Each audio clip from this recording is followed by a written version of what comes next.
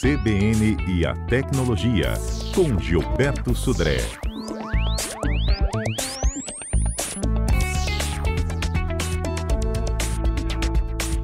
Lá na nossa rede social, no Instagram, @CBN Vitória, já tem até um videozinho, viu, do Gilberto, ele convidando vocês ouvintes para acompanhar o quadro desta quarta-feira. Super dica, viu? São as crianças que estão nesse mundo, viu, que é virtual, jogando e estão aí, né, à beira, podemos dizer assim, né, de uma ameaça de hackers, não é isso, Gilberto?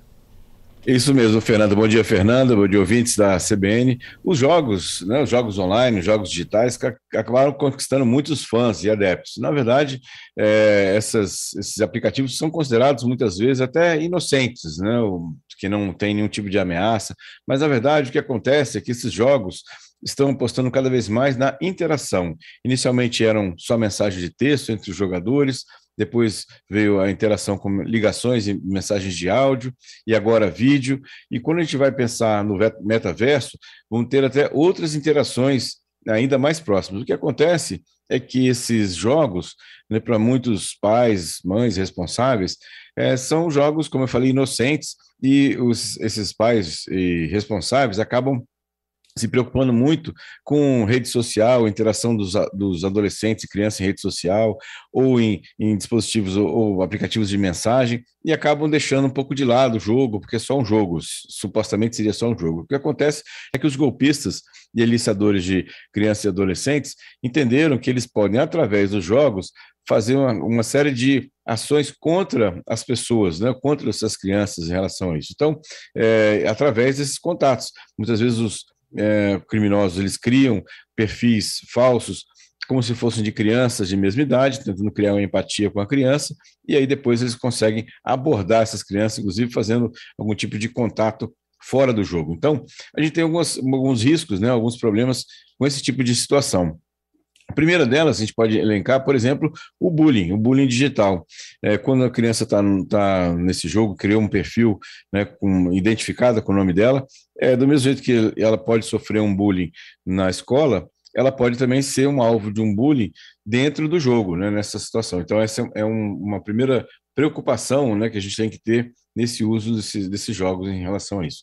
Outro problema são problemas de privacidade, por isso que até a recomendação é que as crianças, quando forem utilizar esse tipo de jogo, né, e forem fazer o seu cadastro nesse tipo de jogo, não colocar o nome completo, o nome verdadeiro, colocar um nickname, colocar um outro apelido dele, né, para que ele não seja identificado, porque isso dá informação para o golpista de procurar depois essa criança numa rede social e depois fazer um contato fora do jogo através dessa rede social, ou até explorando esse contato com a criança para obter informações dos hábitos e rotinas da família, onde ela estuda, onde o pai trabalha, onde a mãe trabalha. Então, ou seja, é um problema de privacidade em relação a essa questão, né?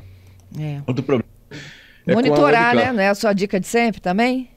Exatamente. Então, ou seja, observar, no caso dos pais responsáveis, monitorar o que está acontecendo dentro do jogo. Não é simplesmente um jogo, tem pessoas que estão interagindo ali dentro, né? Nesse caso. Alguns jogos, inclusive, têm a liberação, como eu falei, de contato via de chamadas de vídeo com a webcam. Será que a webcam está sendo utilizada de forma adequada, né, nesse caso? Então, aqueles cam covers, aquelas pequenas janelinhas que você fecha e coloca na frente das câmeras, né, é uma questão interessante de talvez tentar preservar um pouco mais a privacidade de quem está jogando, quem está usando o computador nesse caso. E no caso dos golpes de malware, a gente tem vários relatos aí de golpistas que, através das crianças, conseguiram enviar fazendo algum tipo de brincadeira com a criança, enviaram um aplicativo malicioso para o computador, que foi infectado, e depois o pai ou a mãe foi utilizar o computador para fazer uma transação financeira, por exemplo, num banco, e aí os dados financeiros foram capturados, porque na verdade o computador tinha sido infectado com um vírus que foi usado como vetor a criança para fazer a infecção do computador. Então veja que tem vários problemas, ou seja, os jogos hoje têm muitos recursos, né, de contato, né, de interação entre os jogadores, e os pais também devem ter o mesmo tipo de preocupação com as redes sociais, também com os jogos. É isso aí, fiscalizar sempre. Exatamente. Vamos para os nossos destaques do dia? Vamos lá. Viralizou. Olha só, Fernanda, o Kaspersky, né, foi praticamente está fora de alguns países da Europa, né? Fernanda? Tô te ouvindo. Algumas países, por exemplo, a Polônia, a Irlanda e 3 estados bálticos, Estônia, Latvia e Lituânia, pediram à União Europeia para rever, né, e reagir às sanções da Rússia, né, ou seja, e também incluir como um bloqueio ao Kaspersky, que é um antivírus russo. A gente sabe que é um antivírus de origem russa, a empresa é uma empresa russa, para que sejam bloqueados o uso desse antivírus na Europa também. Ele já tinha sido banido dos Estados Unidos, pelo menos das empresas governamentais dos Estados Unidos, e agora também na Europa para isso, né? Outras notícias que me chamaram a atenção, na verdade, 3 notícias rápidas sobre o WhatsApp. Uhum. O WhatsApp vai acabar com prints de imagem. Lembra aquele print screen que você tirava de uma foto ou de uma foto em si? Isso tá para acabar. O WhatsApp está fazendo algumas alterações no aplicativo e você não vai conseguir mais fazer print screen das telas do WhatsApp, só fotografando a tela através de um outro aparelho. Então, segundo o WhatsApp, para melhorar a privacidade das pessoas em relação a isso. Outra notícia é que o WhatsApp vai permitir agora criar um link para uma reunião de até 8 pessoas. Então, o WhatsApp chegando, né, se oferecendo, na verdade, como uma outra ferramenta de webconferência também. Bem interessante isso. Então, na verdade, essa função vai ser acessada pela aba de chamadas do aplicativo, e aí ele vai criar um link e vai poder distribuir para os seus contatos para isso. E aí, o resultado disso tudo é que o WhatsApp vai estar, na verdade, saiu uma notícia agora que o WhatsApp superou o Facebook como principal rede social para o comércio eletrônico. Veja como é que o WhatsApp realmente está em todos os locais para essa situação. E por último, a notícia também que é interessante é que o Brasil chegou, né, ou ultrapassou a margem de 5 milhões de páginas na internet com domínio.br. Somos o 5º país no mundo com maior quantidade de páginas na internet, registradas na internet. Então, veja como é que o alcance da internet no Brasil é realmente impressionante. Eu tenho algumas perguntinhas aqui para você. Podemos fazer? Vamos lá. Bom, a primeira é do nosso ouvinte Onofre, tá? Ele está pedindo uma ajudinha a você de programas gratuitos para Windows e Android de edição de PDF. Então, Onofre, tem um aplicativo chamado PDF Escape, né, do site www.pdfescape.com.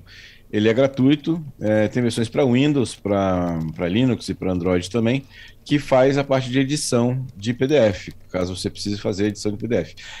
No caso de Windows e Linux também, você tem a opção do LibreOffice. O LibreOffice também tem uma ferramenta que permite edição de PDFs também.